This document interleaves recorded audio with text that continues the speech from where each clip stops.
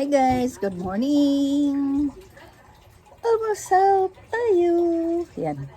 Ang almusal ni Lula ay squid na adobo guys. Ayan. Nakabili kami ng fresh na squid. Tikman natin guys. Tikman natin ang aming adobong squid. Napakasarap ang hetsura. Titikman natin guys. Sinabuhan ko yung aking kanin. Ayan. Tikman natin ang squid. Malambot siya guys. Madali siyang maputol. Ayan. Pinalambot kasi. Masarap yung squid na pinalalambot guys para madali siyang yain. Ayan. Tikman natin guys. Wow. Sarap.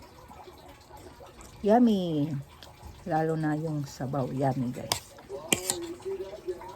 Sarap. Tama lang yung kanyang alat.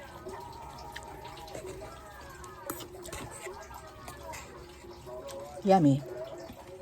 Guys, pag tayo mag-aadobo ng squid, palalambutin natin ng husto para manuot yung kanyang lasa ng sabaw doon sa loob ng squid.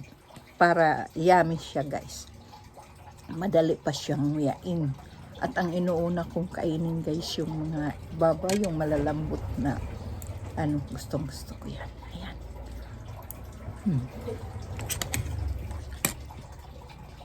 Kain tayo guys. Follow and share. Thank you for watching. Bye bye.